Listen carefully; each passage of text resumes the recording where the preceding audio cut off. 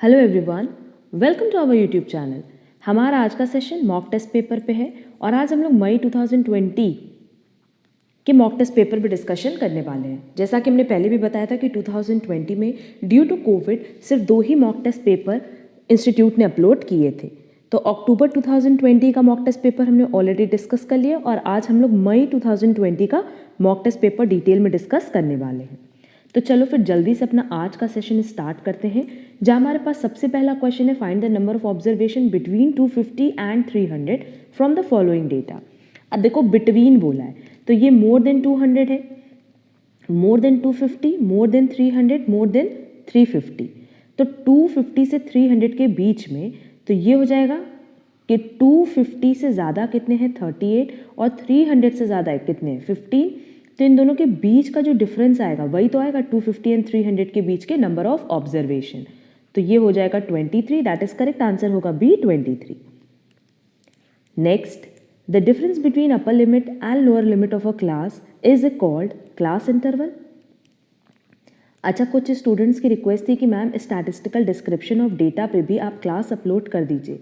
हमने इस पे ऑलरेडी क्लास अपलोड की हुई है अपने फर्स्ट चैनल पे सीए काजल डेरोलिया एक्सेल एडुकेयर। इसकी लिंक आपको डिस्क्रिप्शन बॉक्स में हमने प्रोवाइड कर दी है और साथ ही साथ वहाँ ना हमने इसके सारे एमसीक्यूज भी डिस्कस किए हैं।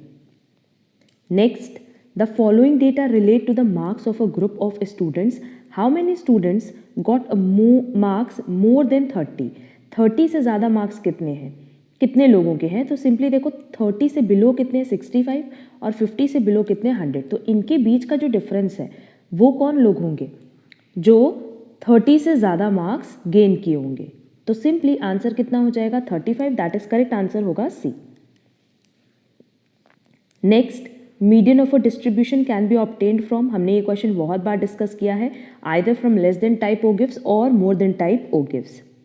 Next, for open end classification which of the following is a best measure of central tendency. ये भी हमने अपने नोट्स में बताया कि अगर ओपन-एंड क्लासिफिकेशन है तो मीडियन फार बेटर होगा from mean and mode. Next, in case of an even number of observation which of the following is median. अब अगर इवन नंबर है तो सिंपली फॉर्मूला क्या था n/2 term plus n/2 + 1 term whole divided by 2। तो हम लोग basically क्या करें, सिंपल एवरेज ले रहे हैं दो मिडल वैल्यूज का, तो करेक्ट आंसर होगा B.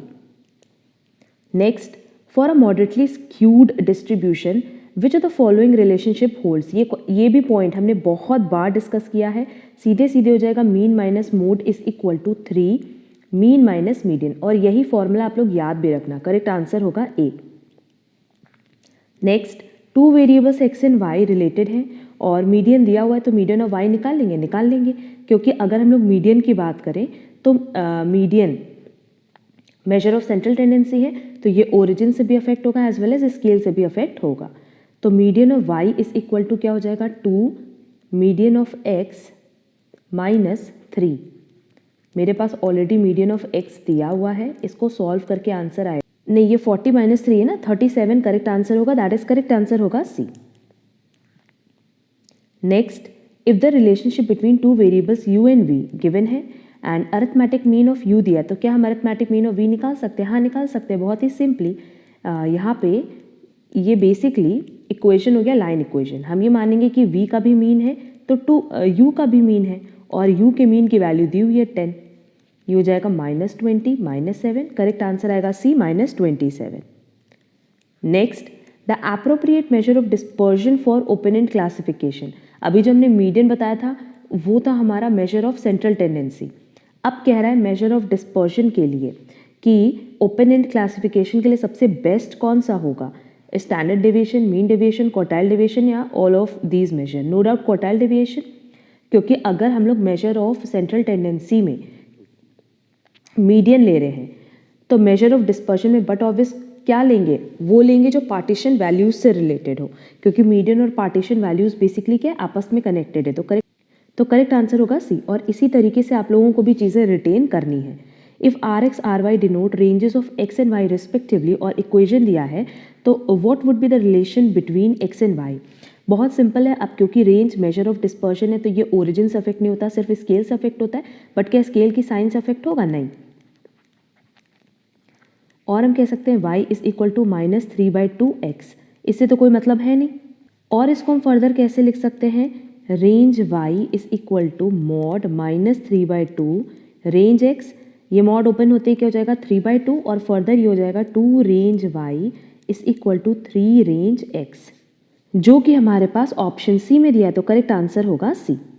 If x and y related है, स्टैंडर्ड डिवीजन ऑफ x दिया है, क्या स्टैंडर्ड डिवीजन ऑफ y निकाल लेंगे, हाँ निकाल लेंगे। सेम प्रॉपर्टी यहाँ पे भी अप्लाई होगी कि ओरिजिन से अफेक्ट नहीं होगा बट स्केल से अफेक्ट होगा, बट स्केल के साइन से अफेक्ट नहीं होगा।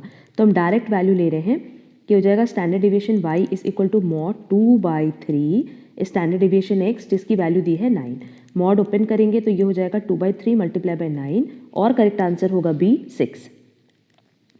नेक्स्ट मेरे पास क्वार्टाइल 1, क्वार्टाइल 2, क्वार्टाइल 3 दिया है, क्वार्टाइल डेविएशन निकालना है, तो 75 minus 45 30 divided by 2 that is correct answer होगा A.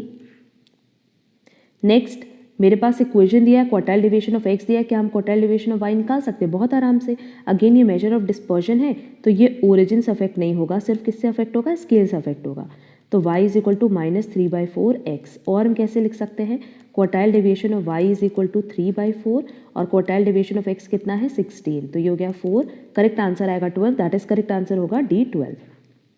Next if x and y related by this, standard deviation x का दिया है, मीन x का दिया है, तो क्या हम coefficient of variation of y निकाल सकते हैं, हाँ निकाल सकते हैं, क्योंकि coefficient of variation of y निकालने के लिए हमें स्टैंडर्ड डेविएशन ऑफ y चाहिए, हमें मीन ऑफ y चाहिए। तो क्या हमारे पास स्टैंडर्ड डेविएशन ऑफ y हम कैलकुलेट कर सकते हैं, हाँ कर सकते हैं। ये जो इक्वेशन है ये है standard deviation y is equal to 2 multiply by standard deviation of x, clear, क्योंकि ये ओरिजिन से अफेक्ट नहीं होता, सिर्फ स्केल से अफेक्ट होता है। एंड अगर मीन की बात करें तो मीन के लिए पूरा इक्वेशन रेलेवेंट है, तो ये हो जाएगा 2 multiply bye 10 plus 5 that is 25। तो मेरे पास वैल्यूज आ गई, इसकी वैल्यू आई 10, इसकी वैल्यू आई 25, तो करेक्ट आंसर होगा सी 40। व्हाट इज स्पीरियस कोरिलेशन, ये हमने बहुत डिटेल में डिस्कस किया था जब हमने कोरिलेशन चैप्टर बताया था कि it is a correlation between two variables जिनका कोई भी कैजुअल रिलेशन नहीं होता। जब r इज इक्वल टू 1 है, all the points in scatter diagram would लाई, अगर +1 है तो अपवर्ड होगा, -1 होता तो डाउनवर्ड होता, क्लियर। तो ये lower left to upper right होगा, दैट इज करेक्ट आंसर होगा A. Next if the coefficient of correlation between two variables is 0.8, तो हमें परसेंटेज ऑफ वेरिएशन अनअकाउंटेड निकालना है। तो पहले हम परसेंटेज ऑफ वेरिएशन अकाउंटेड निकाल लें, that is coefficient of determination, ये हो जाएगा 0.64। अब हम निकाल लें coefficient of non determination, that is 1 minus R square, तो ये हो जाएगा 0.36 और हम कह सकते हैं 36%। Next if for two variable x and y covariance दिया है, वेरिएंस x दिया है, वेरिएंस y दिया है, तो क्या हम वैल्यू ऑफ कोरिलेशन कोएफिशिएंट निकाल सकते हैं बहुत आराम से। ये हो जाएगा 40 डिवाइडेड बाय √16 मल्टीप्लाई बाय 256, क्योंकि वेरिएंस सबका दिया हुआ था। अब आप इसको फर्दर सॉल्व करोगे तो आंसर आएगा 0.625। नेक्स्ट हमारे पास जो रिलेशन है बिटवीन x एंड u दिया हुआ है and correlation coefficient between x and y given है 0.6, then what is the correlation coefficient between u and y। हमने साफ बताया कि वैल्यू तो 0.6 ही आएगी, बस आपको क्या चेक करना है कि प्लस में आएगी कि माइनस में। अब इसको अगर हम लोग कन्वर्ट करें तो ये हो जाएगा 4u is equal to -3x - 7 और u is equal to -3/4x - 7/4। अब क्योंकि इससे हमें ये चीज़ तो कंफर्म हो गई कि जो हमारी वैल्यू है x की वो क्या है, माइनस है। तो अगर एक की वैल्यू माइनस है तो उसके बेसिस पे हमारा आंसर क्या आएगा, -0.6। नेक्स्ट 3 इवेंट्स है ABC जो कि म्यूचुअली एक्सक्लूसिव है, एग्जॉस्टिव है एंड इक्वली लाइकली है, ठीक है। तो सबसे पहले तो जब म्यूचुअली एक्सक्लूसिव बोला है ना, तो म्यूचुअली एक्सक्लूसिव का मतलब होता है A union B union C, मतलब probability of A plus probability of B plus probability of C होता है। अच्छा एग्जॉस्टिव बोला है तो एग्जॉस्टिव में ये तीनों को जब हम प्लस करते हैं तो किसके बराबर आता है, 1 के बराबर आता है। एंड इक्वली लाइकली बोला है, मतलब कह रहा है कि तीनों ही इक्वल होंगे। तो हम मान लेते हैं कि प्रोबेबिलिटी ऑफ A क्या है 3, प्रोबेबिलिटी ऑफ B भी क्या है 1/3 और प्रोबेबिलिटी ऑफ C भी क्या है 1/3, इक्वली लाइकली हो गया ना। और हमें पता है कि अगर हम तीनों को ऐड कर दें probability of A B C तो कितना आना चाहिए 1, क्योंकि एग्जॉस्टिव भी है। What is the probability of the complementary event of A. अब कॉम्प्लीमेंट इवेंट ऑफ ए का मतलब क्या है, नॉट हैपनिंग ऑफ ए, कि ए अकर ना करे तो 1 से सीधे सीधे माइनस कर दो, और मेरे पास प्रोबेबिलिटी ऑफ ए कितना दिया है 1/3, तो सीधे आंसर क्या आ जाएगा 2/3, दैट इज करेक्ट आंसर होगा बी 2/3।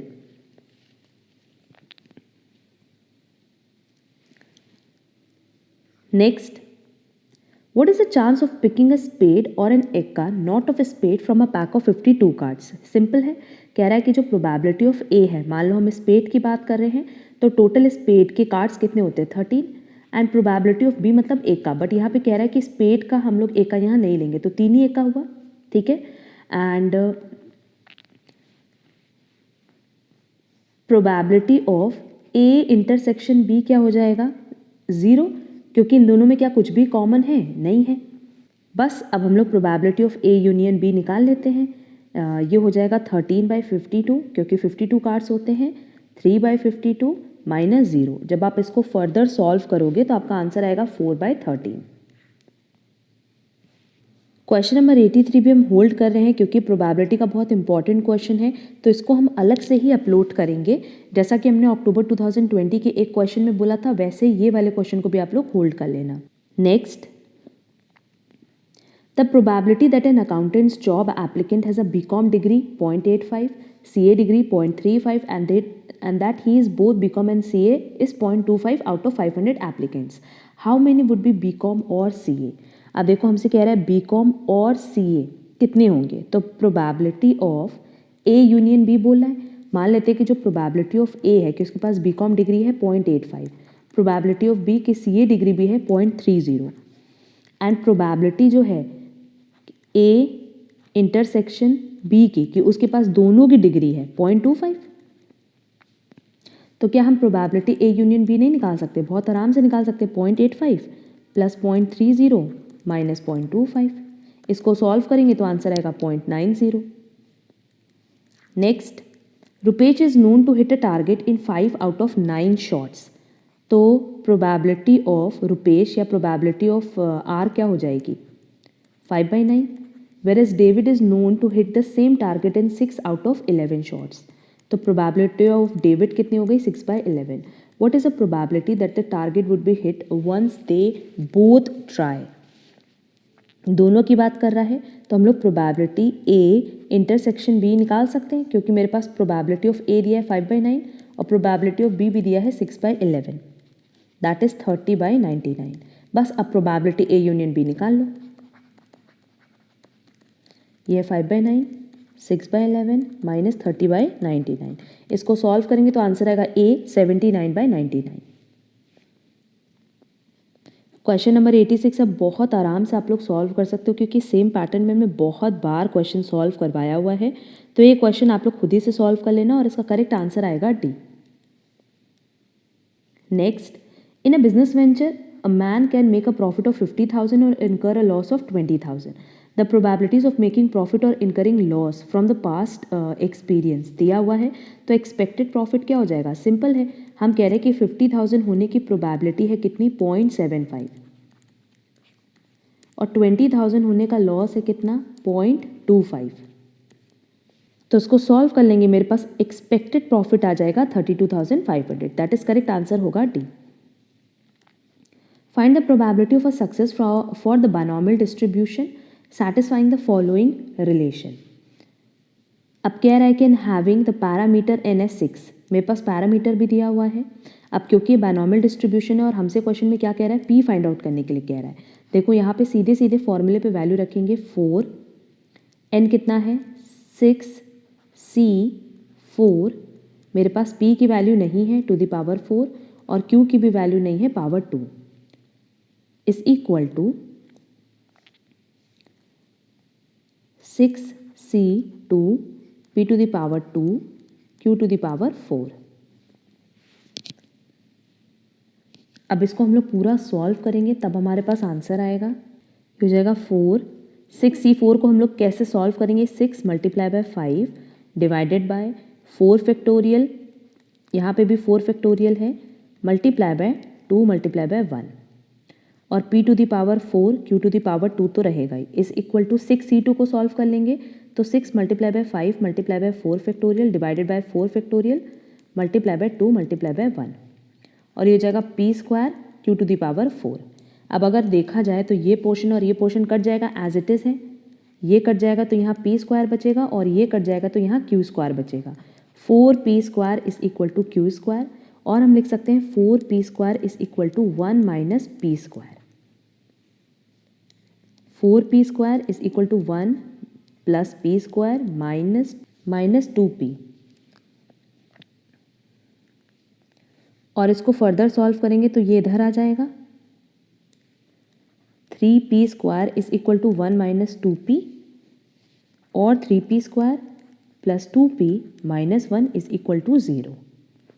3p स्क्वायर अब हम इसको एक्सटेंड कर रहे हैं, ये हो जाएगा 3p minus 1 is equal to 0। 3p हमने कॉमन ले लिया तो p प्लस 1 माइनस कॉमन ले लिया p plus 1 is equal to 0। तो यहाँ से मेरे पास आ जाएगा p is equal to minus 1 and p is equal to 1/3। तो ये तो नहीं ले सकते, सीधे सीधे प्रोबेबिलिटी कितनी हो जाएगी 1/3। सिंपल क्वेश्चन था, मेरे पास प्रोबेबिलिटी आ गई 1/3। अगर आपको फॉर्मूला याद है तो बहुत ही आराम से आप क्वेश्चन सॉल्व कर सकते हो। An experiment succeeds thrice as after it fails, तो ये हो जाएगा 3q, मतलब सक्सेस कितनी बार आई, 3 बार फेलियर के। If the experiment is repeated 5 times what is the probability of having no success at all. मेरे पास सक्सेस की चांसेस कितनी है 0। अब ये देखो आ गया तो p इज इक्वल टू क्या हो जाएगा 3 1 माइनस p और हम कह सकते हैं p is equal to 3 minus 3p और यहाँ से आ जाएगा 4p इज इक्वल टू 3 आएगा। फर्दर p क्या हो गया 3/4 तो नो डाउट q क्या हो जाएगा 1/4। 5c 0 क्योंकि x क्या है 0 है, सक्सेस कितना है 3/4 to the power 0 and 1/4 to the power 5 minus 0। इसकी वैल्यू हमेशा 1 आएगी, इसकी वैल्यू हमेशा 1 आएगी, तो बस इसको सॉल्व करना है 1 divided by 4 to the power 5। अब इसको सॉल्व कर लो आंसर आ जाएगा। इसको सॉल्व करके आंसर आएगा 1 divided by 1024, that is correct answer होगा B. Next, if the two quartiles of a normal distribution given है, what is the mode of the distribution, also find the mean deviation about median of the distribution। अब सबसे पहले तो 2 quartiles दिया हुआ है तो 47.30 इज इक्वल टू क्या हो जाएगा म्यू माइनस 0.675 स्टैंडर्ड डेविएशन। वैसे 52.70 is equal to mu plus 0.675 standard deviation. ये कट जाएगा, 2 म्यू इज इक्वल टू हो जाएगा 100 और म्यू कितना हो गया 50। तो अगर म्यू 50 है तो मोड भी क्या होगा, म्यू मतलब क्या हो गया मीन, और मीन अगर 50 है तो मोड भी क्या होगा 50। बट हमसे क्वेश्चन में क्या फाइंड आउट करने बोला है। अब देखो क्वेश्चन में कह रहा है also find the mean deviation about median of the distribution, तो नो डाउट मीडियन भी कितना होगा 50 क्योंकि मीन भी यही है मोड भी यही है। अच्छा, अब क्वेश्चन में अगर मीन डेविएशन बोला है तो मीन डेविएशन का फॉर्मूला क्या है 0.8 standard deviation.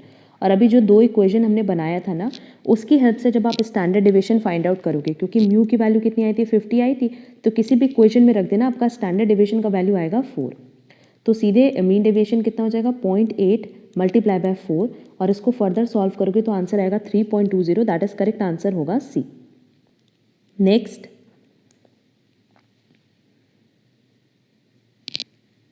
X follows normal distribution, जहां मीन दिया है वेरिएंस दिया है। अच्छा, और हमें P X is greater than is equal to 60 निकालना है, तो जेड स्कोर की जो इक्वेशन होती है, वैल्यू होती है, वो क्या होती है value minus mean divided by standard deviation. Value कितनी दी हुई है 60, मीन कितना दिया है 50 और स्टैंडर्ड डेविएशन निकाल सकते हैं इसका अंडर रूट करके 10। इसको सॉल्व करके वैल्यू आई 1। अब यहाँ पे देखो जेड स्कोर 1 की वैल्यू दी है 0.8413, तो probability of X is greater than equal to 60 कितना हो जाएगा 1 माइनस 0.8413 और इसको फर्दर सॉल्व करोगे तो 0.1587 आंसर आएगा, दैट इज करेक्ट आंसर हो जाएगा approx 0.16, that is correct answer होगा सी। नेक्स्ट, नंबर ऑफ मिसप्रिंट्स पर page of a thick book, ये किसको फॉलो करता है पॉइजन डिस्ट्रीब्यूशन को, और ये पॉइजन डिस्ट्रीब्यूशन के एग्जाम्पल में दिया भी है। इफ और पॉइजन वेरिएट, ये वैल्यू दिए, what is a variance of x, variance क्या हो जाएगा m, क्योंकि पॉइजन वेरिएबल है तो इसमें सीधे सीधे एक ही पैरामीटर होता है, ये हो जाएगा e to the power minus m, m to the power 2 divided by 2 factorial is equal to e to the power minus m, m to the power 4 divided by 4 factorial. अच्छा, यहाँ पे वैल्यू 3 भी दी है जो कि हम मिस कर गए, तो ये 3 हो जाएगा, ये कट गया, ये हो जाएगा m स्क्वायर, ये कट जाएगा, तो वैल्यू क्या बची 4 मल्टीप्लाई बाय 3, ये वाली वैल्यू बची is equal to 3m square बचा, ये कट गया, m स्क्वायर हो गया 4, और हम कह सकते हैं m is equal two plus minus 2, that is correct answer होगा ए। नेक्स्ट, अब देखो अगर हम लोग पॉइंट ऑफ इन्फ्लेक्शन की बात करें तो पहला हो जाएगा mu minus standard deviation is equal to 40, और दूसरा होगा mu plus standard deviation is equal to 60, ये कट गया, 2 म्यू इज इक्वल टू 100 और म्यू इज इक्वल टू हो जाएगा 50। अच्छा, अब आगे देखो, अगर म्यू की वैल्यू आ गई तो 50 minus standard deviation is equal to 40, और स्टैंडर्ड डेविएशन किसके बराबर हो जाएगा 10 के बराबर। मीन डेविएशन सिंपली क्या था 0.80 स्टैंडर्ड डेविएशन, तो 0.80 मल्टीप्लाई बाय 10, और इसको सॉल्व करेंगे तो आंसर आएगा 8, जो कि हमारे पास ऑप्शन में नहीं दिया है, बट करेक्ट आंसर होना क्या चाहिए था 8। नेक्स्ट, फिशर्स इंडेक्स नंबर, ये क्या सेटिस्फाई करता है, कौन कौन से टेस्ट सेटिस्फाई करता है, time reversal as well as factor reversal, तो करेक्ट आंसर होगा सी। फिशर्स आइडियल इंडेक्स क्या होता है, ज्योमेट्रिक मीन, लैस्प्रेस और पैशियस का। क्वेश्चन नंबर 97, 98 हम लोग को नहीं करना है क्योंकि ये टाइम सीरीज का और ये कोर्स से हट चुका है। अब देखो पैशेस और फिशर्स की वैल्यू दिए, क्या हम लैस्प्रेस निकाल सकते हैं, हाँ, क्योंकि फिशर्स क्या होता है लैस्प्रेस इंटू पैशेस। फिशर्स की वैल्यू दी है 156, अगर हम लोग स्क्वायरिंग बोथ साइड कर दें तो हमारे पास सीधे सीधे अंडर रूट ओपन हो जाएगा, इसको सॉल्व करके आंसर आएगा 144। एंड आज का लास्ट क्वेश्चन है, the wholesale price index number और agricultural commodities in a given region at a given data is 280. The percentage increase in prices of agricultural commodities over the base year. अगर base year में price 100 था और अभी 280 हो गया तो no doubt 180% से बढ़ रहा है, तो करेक्ट आंसर होगा सी। ये ओवरऑल नेक्स्ट 40 क्वेश्चंस थे related to mock test paper of May 2022। अगर किसी भी क्वेश्चन में कोई डाउट होगा तो कमेंट बॉक्स में कमेंट कर सकते हो, और प्रोबेबिलिटी के जो 2 क्वेश्चन हमने होल्ड कराए बहुत जल्दी हम अपलोड करेंगे, क्योंकि उस पर डिटेल डिस्कशन करना था इसलिए उसको होल्ड कर लिया है, और important exam point of view से तो उसको अलग से ही अपलोड करेंगे। अगर आप लोगों को आज का सेशन पसंद आया है, यूज़फुल लगा है, तो प्लीज़ वीडियो को लाइक कमेंट शेयर ज़रूर करना, और अगर आप हमारे चैनल पर नए हो तो चैनल सब्सक्राइब ज़रूर कर लेना, सो दैट आगे की क्लासेस की नोटिफिकेशन आपको टाइमली मिल पाए। अब हम लोग मिलेंगे हमारी नेक्स्ट क्लास में, आज के लिए बस इतना, थैंक यू सो मच।